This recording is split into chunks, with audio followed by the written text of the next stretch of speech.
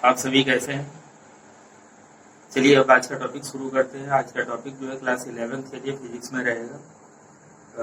पिछले सेशन में हमने जो है विस्कोसिटी और उसके अबाउट आपको बता रखा है, जिसमें बर्नौलीज थ्योरम के भी डेरिवेशन तक की बात आई।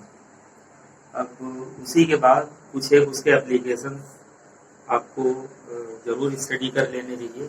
तो बर्नौलीज थ्योरम पे बेस्ड कुछ एक एप्लीकेशंस उसके जो हैं वो हम आज आपको जो है थोड़ा डिस्कस करेंगे।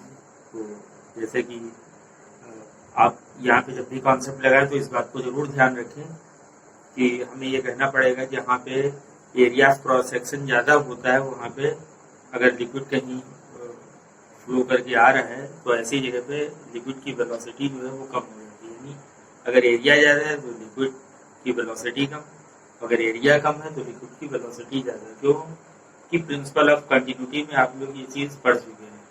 कैपिटल ए और स्मॉल बी का प्रोडक्ट जो है वो कांस्टेंट है। Capital A for area and small B for velocity of the flowing liquid. तो capital A B equals to constant B है studied before. A into B is equal to constant, ठीक है, constant. इसका मतलब अगर हम B देखें तो प्रोपोर्शनल 1/, क्या चला जाएगा, एरिया। तो सीधा सा मतलब है जहाँ पे एरिया ज्यादा है तो इन्वर्सली है बात, जहाँ पे एरिया ज्यादा वहाँ पे वेलोसिटी कम, ऐसा बोलेंगे। या जहाँ पे एरिया कम है वहाँ पे वेलोसिटी ज्यादा है, ऐसा बोलेंगे। तो एरिया और वेलोसिटी का रेसिप्रोकल रिलेशन है, आप ध्यान रखें। और इसको आप डेली लाइफ में भी आप जानते हैं। उस बर्नौलीज का डेरिवेशन के दौरान भी हमने आपको समझाया था कि जैसे ये वाटरिंग के लिए जो पाइप का इस्तेमाल करते हैं, अगर वही ओपनर में अगर हम थोड़ा हाथ से ढक लें, यानी एरिया कम कर दें ओपनर का, तो हम देखते हैं कि पानी थोड़ा ज़्यादा स्पीड से गिर रहा है। इसका एरिया कम कर दिया तो स्पीड ज़्यादा। तो ये आप ध्यान रखें। दूसरा प्रेशर का आप जानते हैं कि एच रोजी या एच डी जी, यानी एच मतलब गहराई, डेप्थ पे डिपेंड करता है। इसका मतलब गहराई जितनी ज़्यादा होगी प्रेशर उतना ही ज़्यादा, और जहाँ पे प्रेशर ज्यादा होगा वहाँ पे वेलोसिटी जो होगी, लिक्विड हो एयर हो जो भी, उसकी वेलोसिटी कम होगी। यानी प्रेशर और वेलोसिटी का भी रेसिप्रोकल रिलेशन है। जहाँ पे वेलोसिटी ज्यादा वहाँ पे प्रेशर कम, जहाँ पे वेलोसिटी ज्यादा वहाँ पे प्रेशर कम, ये आप ध्यान रखिएगा। ओके, वेलोसिटी ज्यादा का होना प्रेशर कम की तरफ इंडिकेट कराता है। और प्रेशर का डेप्थ के साथ में रिलेशन क्या है कि गहराई के साथ साथ प्रेशर ज्यादा होगा। यानी अब हम इन बातों को सब एक पास रिलेट करके देखें तो हमने 2-3 बातों को ध्यान दिया, क्योंकि उसी के आधार पे हम लोग एप्लीकेशन को एक्सप्लेन कर पाएंगे। पहला तो एरिया और वेलोसिटी के बीच का रिलेशन देखा, वो क्या निकला कि एरिया और वेलोसिटी रेसिप्रोकल है। मतलब एरिया अगर कम है तो वेलोसिटी ज्यादा बैठेगा, या इसका वाइस वर्सा आप बोल सकते हैं, ठीक है, इसका उल्टा भी लागू। दूसरी बात अभी आपने एक और देखी कि प्रेशर जो है वो गहराई के साथ साथ बढ़ता है, यानी P is equal to H D G या एच रो जी, जहाँ पे एच गहराई है। इसका मतलब ज्यादा गहराई पे प्रेशर ज्यादा होगा लिक्विड, और कम गहराई पे प्रेशर कम होगा। और प्रेशर का वेलोसिटी के साथ जो रिलेशन है वो इनवर्सली है, यानी जहाँ पे वेलोसिटी ज्यादा होगी वहाँ पे प्रेशर कम होगा, जहाँ पे वेलोसिटी कम होगी वहाँ पे प्रेशर ज्यादा होगा। इसका अलग गहरा पानी जहाँ पे होगा, गहरा पानी जहाँ पे होगा वहाँ पे प्रेशर ज्यादा होगा, और जहाँ पे प्रेशर ज्यादा है वहाँ पे वेलोसिटी कम कही जा रही है। तो इसी वजह से इंग्लिश में भी वो सेंटेंस आपने पढ़ा होगा, प्रोवर्ब कहावत, कि डीप वाटर इज काम, यानी गहरा पानी शांत होता है। डीप वाटर इज काम का मतलब है कि हम रिवर में या कहीं भी अगर किसी साइड पे हो, और अगर हम ध्यान दें कि जहाँ पे पानी ज्यादा शांत है वहाँ पे इस गलतफहमी में हम ना रहे कि यहाँ पे पानी कम गहरा होगा। उल्टे ये है कि जहाँ पे पानी ज्यादा शांत है इसका मतलब वहाँ पे प्रेशर ज्यादा है। डीप वाटर काम वाली बात लागू होगी, जहाँ पे पानी ज्यादा शांत है वहाँ पे प्रेशर ज्यादा है, ठीक है। और प्रेशर जहाँ पे ज्यादा है वहाँ पे वाटर या लिक्विड जो भी बहती है उसकी वेलोसिटी कम है, ठीक। तो इस तरीके से आप इस बात को ध्यान रखें। तो हमारे 2-3 पॉइंट रहेंगे क्या, एक तो वेलोसिटी और एरिया का इन्वर्सली रहेगा, ये आप जरूर ध्यान रखें। जब भी कोई एक्सप्लेनेशन बताए वेलोसिटी और एरिया रेसिप्रोकल होते हैं। दूसरा आप क्या ध्यान रखें, pressure is directly proportional to the depth, यानी गहराई के साथ प्रेशर इंक्रीज करता है। कम गहरा होगा तो प्रेशर कम है, ज्यादा गहरा होगा तो प्रेशर ज्यादा है। तीसरी बात आप क्या ध्यान रखें कि प्रेशर और वेलोसिटी भी जो है वो क्या है, रेसिप्रोकल है, यानी जहाँ पे प्रेशर ज्यादा वहां पे वेलोसिटी कम बोलेंगे। तो इसको आप जरूर इन पॉइंटों को समझ के रखें, तभी आप किसी अपनी बात को कह पाएंगे। और एक जनरल बात आप ध्यान रखें कि अगर कहीं प्रेशर कम है तो बाहर की एयर जो है उस जगह को फिल करने के लिए उस साइड में भागती है जहाँ का प्रेशर कम होता है, तो fill that portion of surrounding. ठीक है कि क्या होता है, आप पाओगे डेली लाइफ में भी एग्जांपल में पाएंगे। सपोज करें कि आप रोड के साइड में अगर आप जा रहे हैं और आपके पास से कोई फास्ट स्पीड पे कोई अगर मोटर गाड़ी निकल जाए, कोई फास्ट स्पीड में मोटर गाड़ी निकल जाए, तो उस समय पे जो है आप क्या महसूस करते हैं कि जैसे वो अगर फास्ट स्पीड पे आपके पास से निकली तो लगता है कि आप हल्का सा उधर की तरफ टर्न कर रहे हैं। जैसे अगर हमारे पास से निकल गई कोई गाड़ी ज्यादा स्पीड पे और अगर हम साइड पे चल रहे हैं पैदल, तो हमें लगेगा कि उधर को हम थोड़ा झुक गए। या ऐसे बाइक वगैरह के साथ भी आप कह सकते हैं कि आपके पैरेलल को ज्यादा स्पीड पे निकल जाए तो लगता है कि थोड़ा उधर झुक गए। इसके पीछे की वजह वही है। या आपने देखा होगा कि कोई खास तेज स्पीड पे गाड़ी निकल जाती है तो उसके पीछे बहुत से हल्के जो पेपर्स हैं, जो ड्राई लीव्स हैं, ये सब चीजें उसके पीछे पीछे लगता है कि उड़ती भाग रही है। वजह वही साफ है कि वो ज्यादा स्पीड पे निकल जा रही गाड़ी, इसका मतलब वो अपने पीछे क्या गैप बनाती जा रही है, लेस प्रेशर वाला। उस क्योंकि स्पीड ज्यादा तो प्रेशर कम, उस प्रेशर को मेंटेन करने के लिए आसपास की एयर क्या करे, उधर भाग रही है ताकि उस प्रेशर को मेंटेन करे। यही वजह है कि हम उधर को ही झुक जाते हैं। ठीक है। और डेली लाइफ में एग्जांपल में आप इस बात को ऐसे ध्यान रखें कि जैसे स्टॉर्म वगैरह, तेज आंधी वगैरह जब आ जाए तो हम पाते हैं कि रूफ वगैरह पे सुनने में आ जाते हैं कि जैसे वो टीन शेड वगैरह पड़ा हुआ वो उड़ गया, तो टीन सेट वगैरह उड़ गया। कि पीछे भी आप बर्नौलीज थ्योरम का कंसेप्ट ले सकते हैं कि कैसे एप्लीकेशन में काउंट कर सकते हैं कि टीन सेट का जो है स्टॉर्म में जो है वो से उड़ जाना, वो भी फ्लाई कर जाना, वो भी आप इसी में ले सकते हैं। कैसे कि जब स्टॉर्म जैसी स्थिति बनती है तो हवा की स्पीड ज्यादा है। अब टीन सेट कंसिडर करें ऐसी सिचुएशन में, यहाँ इनसाइड यानी जो रूम या जो कुछ भी दे रखा है जो उसकी रूफ हो गई टीन सेट के रूप में।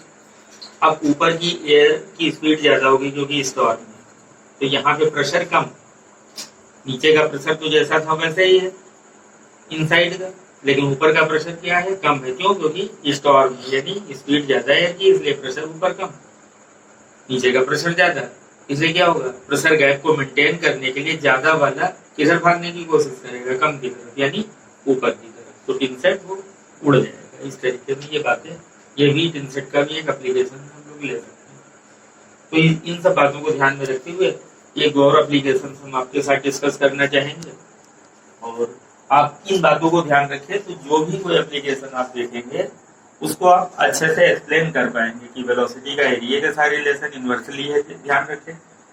प्रेशर गहराई के साथ में डायरेक्टली अपना रिलेशन देता है, और प्रेशर और वेलोसिटी भी इन्वर्सली है कि जहाँ पे वेलोसिटी ज्यादा है वहाँ पे प्रेशर कम होगा, और प्रेशर के गैप को भरने के लिए आउटसाइड की एयर उधर रश करेगी, भागेगी, ताकि प्रेशर को मेंटेन किया जा सके। तो चलिए एक और एग्जांपल देखते हैं। जैसे बुनसर बर्नर की बात आ जाती है, बुनसर बर्नर का ऐसे आप फिगर समझ लें कि ये कॉलम है, एक मेटेलिक ट्यूब वगैरह ये हो सकती है, ठीक है, और यहाँ पे एक बाहर से गैस को पास करने के लिए एक पाइप लगाया गया है ये, और ये फाइन बोर का है पाइप। फाइन बोर का मतलब यहाँ पे इसका नोजल है, बहुत बारीक होल का है। ये जब गैस आती है तो इस नोजल से होके जान लीजिए यहाँ निकल रही है, बहुत ही छोटा ओपनर है, बहुत हल्का ओपनर है, यानी एरिया ऑफ क्रॉस सेक्शन यहाँ कम है। तो जो गैस आएगी उसकी वेलोसिटी यहाँ पे क्या होगी, ज्यादा होगी। समझिएगा कि जो गैस आ रही है वो यहाँ इस ओपनर से जब निकलेगी यहाँ पे, तो आप क्या कहेंगे कि इसका एरिया जो है बहुत कम रखा गया है यहाँ पे गैस को निकलने के लिए, पास होने के लिए। तो अगर एरिया और वेलोसिटी में देखें तो एरिया और वेलोसिटी रेसिप्रोकल होती है। तो यहाँ पे एरिया कम है तो वेलोसिटी क्या होगी, ज्यादा होगी, जो गैस निकल के आ रही उसकी वेलोसिटी ज्यादा है।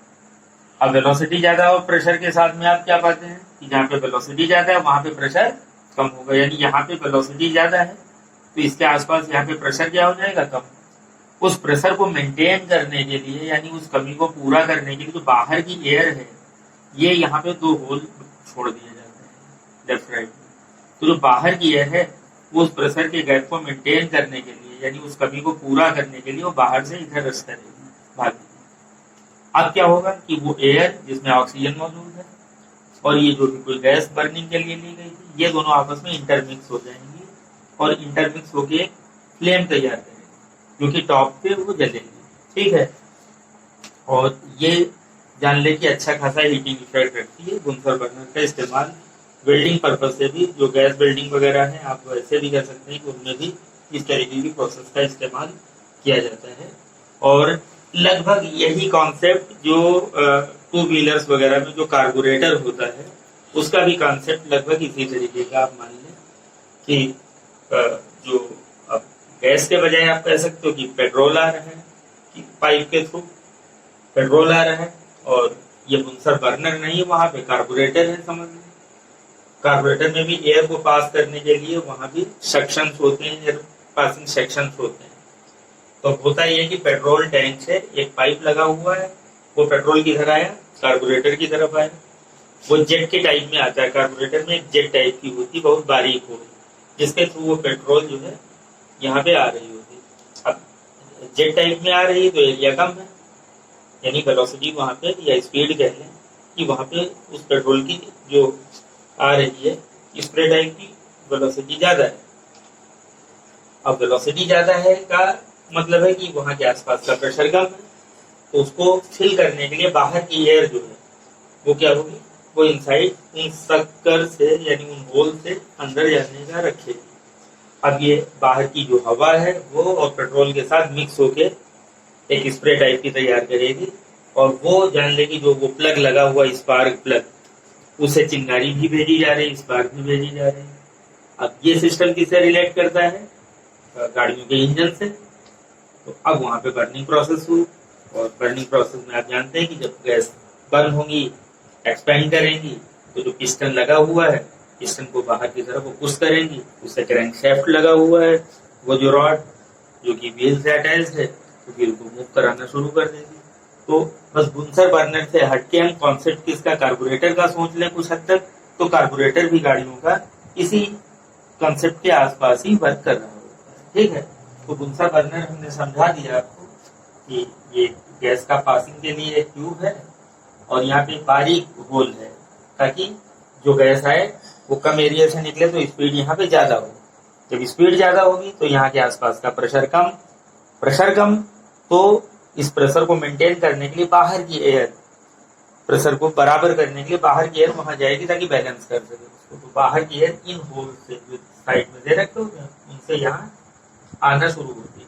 तो जो गैस आ रही है यहाँ पे और जो एयर आ रही है वो सब मिक्स होकर एक फ्लेम तैयार करती है, और ये जो है ये फ्लेम वेल्डिंग पर्पज वगैरह से भी और जो है लैब्स में भी इस्तेमाल की जाती है। तो ये बुनकर बर्नर के नाम से जाना जाता है। अब डिटेल बताया जा रहा है कि माना gas passes through the nozzle N, ये नोजल है, ये यहाँ पे अगर हम नोजल के लिए क्या सिंबल यूज कर लें, एन, यानी इस तो nozzle N of narrow area of cross section, काफी नैरो एरिया है। So velocity of gas increases, इससे वेलोसिटी गैस की क्या हो जाएगी, बढ़ जाएगी वहां पे। Therefore air from outside rushes into the burner, तो बाहर की एयर जो है वो बर्नर की तरफ रश करेगी थ्रू द साइड होल, ये जो साइड में होल है। This mixture of gas and air moves upward which Burns eight top of the burner, यही एयर और गैस का मिक्सचर जो है वो ऊपर में जाके बर्नर के टॉप पे जो है वो फ्लेम रेडी कर देगा, और ये फ्लेम जो है वो वेल्डिंग पर्पज वगैरह से इस्तेमाल हो सकती है। फिर एक ऐसे सेकंड पॉइंट हम लोग एग्जांपल या एप्लीकेशन कहते हैं कि बर्नौलीज थ्योरम का लेते हैं, इसमें लिफ्ट ऑफ अ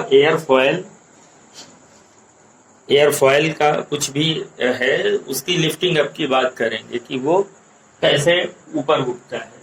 या यही कहते हैं कि यही कंसेप्ट किसका है, कंसेप्ट ऑफ एरोप्लेन विंग्स, यानी जो एरोप्लेन के जो विंग्स होते हैं वो जो ब्लेड्स हैं वो स्पेशल तरीके से डिजाइन किए हुए होते हैं, कुछ ऐसा उभरा हुआ शेप टाइप का, चपटा हुआ सा, ऊपर का उभरा, नीचे का थोड़ा दबा। ठीक है, आप फिशेस वगैरह के भी शेप को आप देख सकते हैं। और इस तरीके के जो शेप जो होते हैं उसमें ऊपर की सरफेस कॉन्वेक्स होती है। तो देखें, सरफेस अगर कॉन्वेक्स है तो एयर जो इसके कांटेक्ट में आएगी वो लंबा रास्ता तय करेगी, वो लंबा पाथ तय करेगी कंपैरेटिवली कनकेव सरफेस के।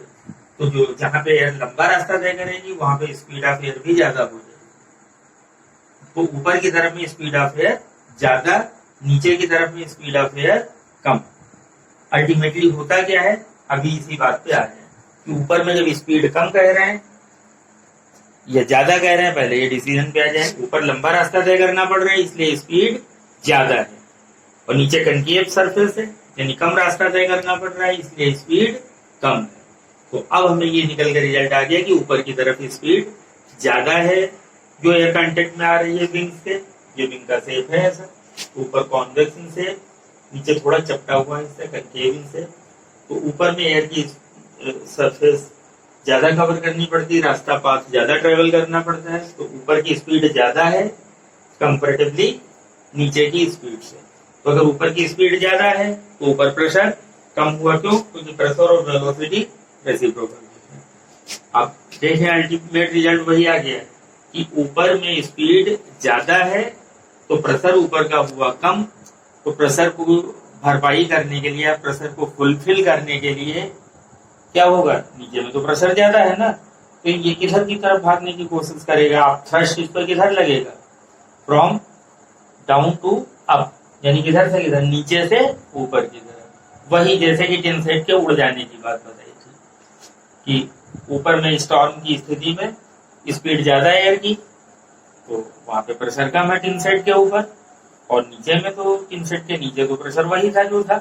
इसका मतलब ऊपर प्रेशर कम है, उसको मेंटेन करने के लिए ये नीचे से ऊपर हो जाएगी। वही हाल यहाँ होगा। तो लिफ्ट ऑफ एयरफॉयल आप समझ गए होंगे, थोड़ा इसका डिटेल हम बता दे रहे हैं। The shape of an aerofoil is slightly convex upward and concave downward, यानी ऊपर की तरफ हल्का सा ये कॉन्वेक्स शेप लिया होता है, उभरा हुआ, और नीचे की तरफ थोड़ा दबा हुआ शेप लिए हुए होता है।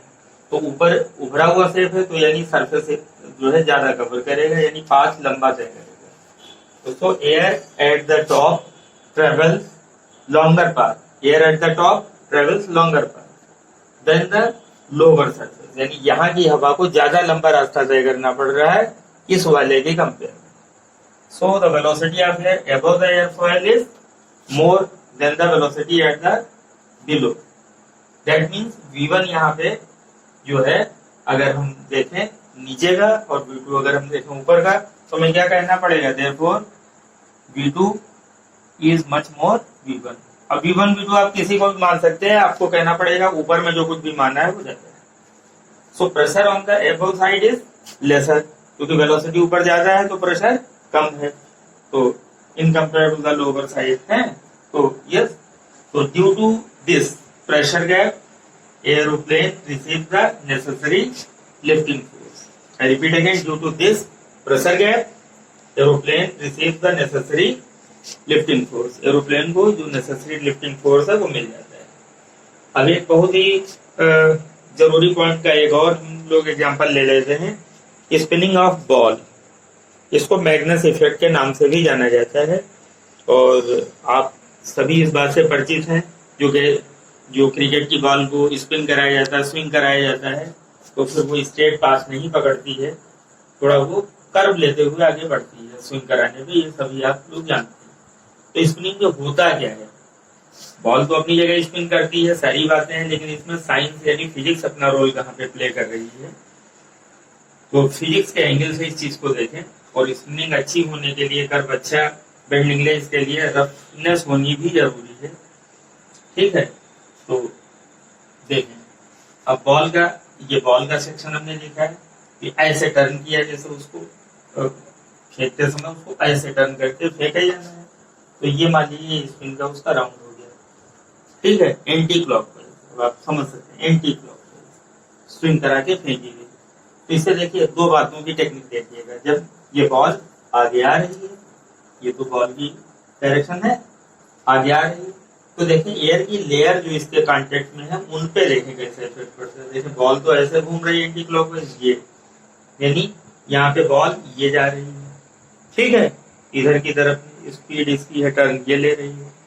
ऊपर की एयर पार्टिकल पे और नीचे के एयर पार्टिकल पे जरा एक कंसिडरेशन कर लें कि एयर हमेशा अपोज करेगी इस बॉल के आगे जाने का, क्योंकि विस्कस फोर्स यहाँ भी लगेगा, यानी ड्रैग फोर्स जिसको कह सकते हैं, ठीक है। तो अगर बॉल आगे जा रही है तो जो ड्रैग फोर्स है एयर का, जो विस्कस है, जैसे लिक्विड में विस्कस है, विस्कस फोर्स वैसे है एयर में भी विस्कस फोर्स है। तो जो बॉल आगे जा रही है तो विस्कस फोर्स हमेशा किधर वर्क करेंगे, पीछे की तरफ, यानी अपोज, जैसे फ्रिक्शन लगता है वैसे।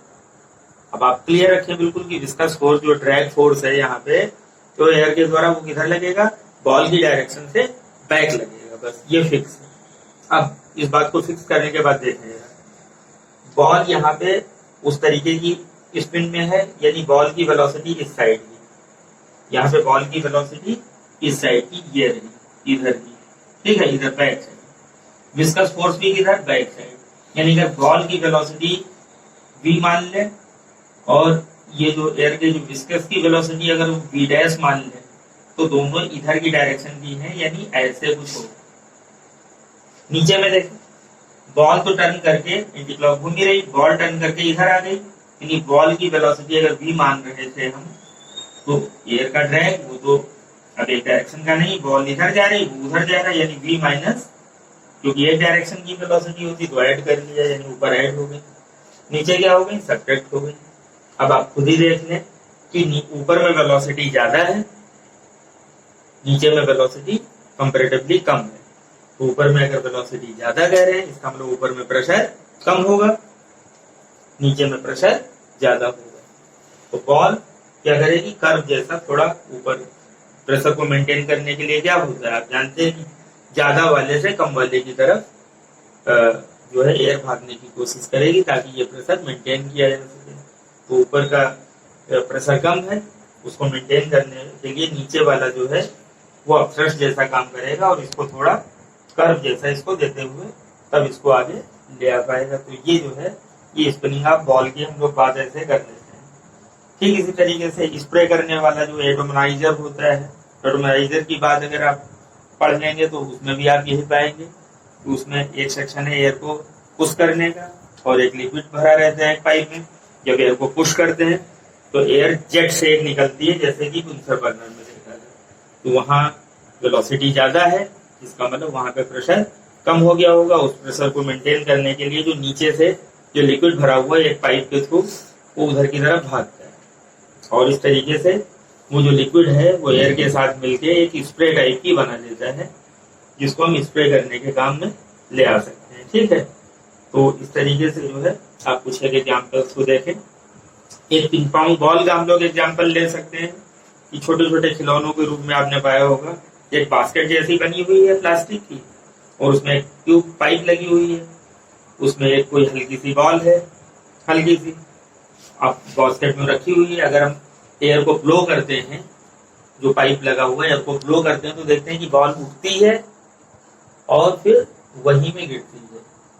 अगर देखा तो वो उठ के बाहर नहीं गिर रही है। अगर हम स्मूथली एयर को ब्लो कर रहे हैं तो अब हम कैजुअली ये काम कर रहे थे, अचानक से पुश किया एयर को तेज और वो शॉक जैसा, तो बात एक अलग है। बट प्रॉपरली अगर हम इसको दोहराएं एक टेक्निक के तौर पे, तो हम पाते हैं कि बॉल ऊपर उठती है और वहीं गिरती है।